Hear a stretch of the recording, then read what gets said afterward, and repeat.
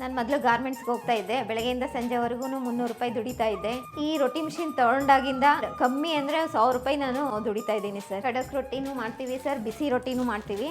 ಈ ಥರ ಎಲ್ಲ ಮಾಡಿಬಿಟ್ಟು ಡಾಬಾಗಳಿಗೆ, ಬೇಕ್ರಿ, ಡೆಲಿವರಿ ಕೊಡ್ತೀವಿ. ರೊಟ್ಟಿ ತೆಗಿಬೇಕಾದ್ರೆ ಒಬ್ಬರೇ ಆರಾಮಾಗೆ ತೆಗಿಬೋದು ಸರ್. ಈ ಥರ ಏನು ಕೈ ಗಂಟಲ್ಲ ಏನಿಲ್ಲ.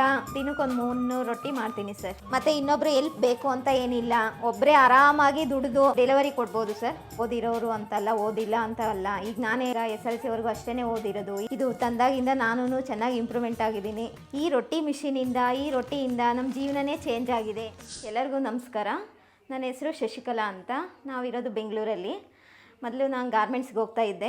ಅದು ತುಂಬ ಕಷ್ಟ ಆಗ್ತಾಯಿತ್ತು. ಹಂಗಾಗಿ ನಾನು ಯೂಟ್ಯೂಬು ಅದೆಲ್ಲ ನೋಡಿ ರೊಟ್ಟಿ ಮಿಷಿನ್ನು ನಂದಿ ಫ್ರೂಟ್ಸ್ ಕಂಪನಿಯಿಂದ ತೊಗೊಂಡಾದ್ಮೇಲೆ ನಾನು ಮಗಳನ್ನ ಸ್ಕೂಲಿಗೆ ಕಳಿಸಿ ಆರಾಮಾಗಿ ಮನೇಲೇನೇ ಈ ಕೆಲಸ ಆರಾಮಾಗಿ ಮಾಡಿಕೊಂಡು ತಿಂಗಳಿಗೆ 30,000 ರೂಪಾಯಿ ಸೇವ್ ಮಾಡ್ತಾಯಿದ್ದೀನಿ. ಹಾಗಾಗಿ ನಾನು ಇದರಿಂದ ತುಂಬ ಕಷ್ಟಗಳನ್ನೆಲ್ಲ ನೀಗಿಸ್ಕೊಂಡಿದ್ದೀನಿ ಸರ್. ಇದೇ ರೊಟ್ಟಿ ಮಿಷಿನ್ನು ಸರ್. ಇದರಿಂದ ನಾವು ರೊಟ್ಟಿನ ಮಾಡಿ ಈ ಥರ ಎಲ್ಲ ಖಡಕ್ ರೊಟ್ಟಿನೂ ಮಾಡ್ತೀವಿ ಸರ್, ಬಿಸಿ ರೊಟ್ಟಿನೂ ಮಾಡ್ತೀವಿ. ಈ ಥರ ಎಲ್ಲ ಮಾಡಿಬಿಟ್ಟು ಡಾಬಾಗಳಿಗೆ, ಬೇಕ್ರಿ, ಆಮೇಲಿಂದ PGಗಳು, ಆಮೇಲೆ ಇಲ್ಲಿ ಅಕ್ಕಪಕ್ಕ ಮನೆಯವರು ಮಾಡ್ತಾ ಇರಬೇಕಾದ್ರೆಲ್ಲ ಬಿಸಿ ರೊಟ್ಟಿ ತಗೊಂಡು ಹೋಗ್ತಾ ಇರ್ತಾರೆ. ಹಾಗಾಗಿ ಇದನ್ನೆಲ್ಲ ಮಾಡಿ ಸ್ಟಾಕ್ ಮಾಡಿಕೊಂಡು ನಾವು ಡೆಲಿವರಿ ಕೊಡ್ತೀವಿ. ಅವರೇ ಬಂದು ಮನೆ ಹತ್ರನೂ ತಗೊಂಡು ಹೋಗ್ತಾ ಇರ್ತಾರೆ. ಹಾಗೆ ಇಲ್ಲೆಲ್ಲ ಮಾಡಿ ಹಾಕಿದ್ದೀವಿ ಸರ್. ಇದೆಲ್ಲ ನಾವು ಮಾಡಿರೋದು ಒನ್ ಡೇ ಇಷ್ಟು 300 ಮಾಡ್ತಾ ಇರ್ತೀವಿ ಸರ್ ನಾವು ರೊಟ್ಟಿನ. ಮತ್ತು ಫಂಕ್ಷನ್ಗಳು ಏನಾರು ಇದ್ದರೆ ಅವರು ಆರ್ಡ್ರ್ ಕೊಡ್ತಾರೆ ಸರ್, ಅವಾಗ ನಾವು ಡೆಲಿವರಿ ಕೊಡ್ತೀವಿ ಸರ್. ಇದು ಮಾಡಿದಾಗಿಂದನೂ ನಮ್ಮ ಕಷ್ಟ ಒಂದು ಸ್ವಲ್ಪ ತೀರಿದೆ, ಆರಾಮಾಗಿದ್ದೀವಿ. ಮೇಡಮ್, ಈಗ ಈ ಒಂದು ರೊಟ್ಟಿ ಮಿಷಿನ್ನ ಯಾವ ರೀತಿ ಆಪರೇಟ್ ಮಾಡಬೇಕು, ರೊಟ್ಟಿ ಯಾವ ಥರ ಮಾಡಬೇಕು ಅಂತ ತೋರಿಸ್ಕೊಡ್ತೀರಾ? ಹಾಂ ಸರ್, ನೋಡಿ ಇಲ್ಲಿ ಈ ಥರ ಹಿಟ್ಟೆಲ್ಲ ಕಾಲಿಸ್ಕೊಂಡು ಈ ಥರ ಮಿಷಿನಲ್ಲೇ ಹಾಕಬೇಕು ಸರ್. ಇಲ್ಲಿ ಹಿಟ್ಟು ಹಾಕಿದರೆ ಈ ಥರ ಕಾಲಿಸ್ಬಿಟ್ಟು ಹಾಕಿದ್ರೆ ಇಲ್ಲಿ ಬರುತ್ತೆ. ಇಲ್ಲಿ ನಾವು ಸಣ್ಣ ದಪ್ಪ ಮಾಡ್ಕೋಬೋದು ಸರ್. 2 ಆಪ್ಷನ್ ಕೊಟ್ಟಿದ್ದಾರೆ. ಈ ಥರ ಹಿಂಗೆ ಮಾಡಿದಾಗ ರೊಟ್ಟಿ ಬರ್ತಾ ಇರುತ್ತೆ. ಇದಕ್ಕೆ ಏನು 2 ಬೇಕು 3 ಜನ ಬೇಕು ಅಂತ ಏನಿಲ್ಲ ಸರ್. ಆರಾಮಾಗಿ ಒಬ್ಬರೇ ಸಿಂಗಲ್ಲಾಗಿ ಮಾಡ್ಬೋದು. ರೊಟ್ಟಿ ತೆಗಿಬೇಕಾದ್ರೆ ಒಬ್ಬರೇ ಆರಾಮಾಗೆ ತೆಗಿಬೋದು ಸರ್. ಈ ಥರ ಏನು ಕೈ ಗಂಟಲ್ಲ ಏನಿಲ್ಲ, ಮತ್ತು ಇನ್ನೊಬ್ರು ಎಲ್ಪ್ ಬೇಕು ಅಂತ ಏನಿಲ್ಲ.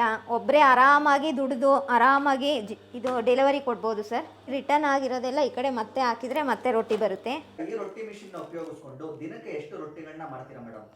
ಸರ್, ನಾನು ಬೆಳಗ್ಗೆ ಸಂಜೆ ಅಂತ 2 ಸಲ ಮಾಡ್ತೀನಿ ಸರ್. ಬೆಳಗ್ಗೆ 2 ಅವರ್ಸಲ್ಲಿ ಒಂದು 150 ಮಾಡ್ತೀನಿ ರೊಟ್ಟಿ. ಮತ್ತು ಸಂಜೆ 2 ಅವರ್ಸ್ 150. ಒಂದು ದಿನಕ್ಕೆ ಒಂದು 300 ರೊಟ್ಟಿ ಮಾಡ್ತೀನಿ ಸರ್. ಚೆನ್ನಾಗೇ ಡೆವಲಪ್ ಆಗ್ತಾ ಇದೆ ಸರ್ ಇದರಿಂದ. ಈ ರೊಟ್ಟಿ ಮಿಷಿನ್ನು ತೊಗೊಂಡು ಚೆನ್ನಾಗಿ ದುಡಿಬೋದು, ಇದು ಮಾಡ್ಬೋದು. ಓದಿರೋರು ಅಂತಲ್ಲ, ಓದಿಲ್ಲ ಅಂತ ಅಲ್ಲ. ಈಗ ನಾನೇ SLC ವರೆಗೂ ಅಷ್ಟೇ ಓದಿರೋದು. ಇದು ತಂದಾಗಿಂದ ನಾನು ಚೆನ್ನಾಗಿ ಇಂಪ್ರೂವ್ಮೆಂಟ್ ಆಗಿದ್ದೀನಿ. ಕಷ್ಟದಲ್ಲಿ ಇದ್ದವರು ಮೇಲ್ ಬರ್ಬೋದು ಅಂತ ಹೇಳಕ್ ಇಷ್ಟಪಡ್ತೀನಿ.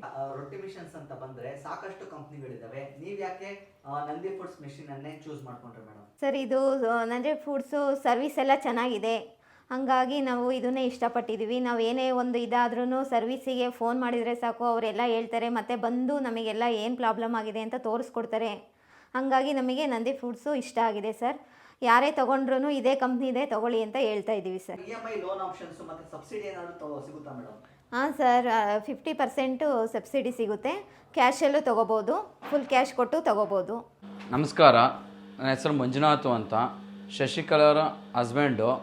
ನಮ್ಮ ವೈಫು ಯೂಟ್ಯೂಬ್ ನೋಡ್ತಾ ರೊಟ್ಟಿ ಮಿಷಿನ್ ನೋಡಿದ್ರು.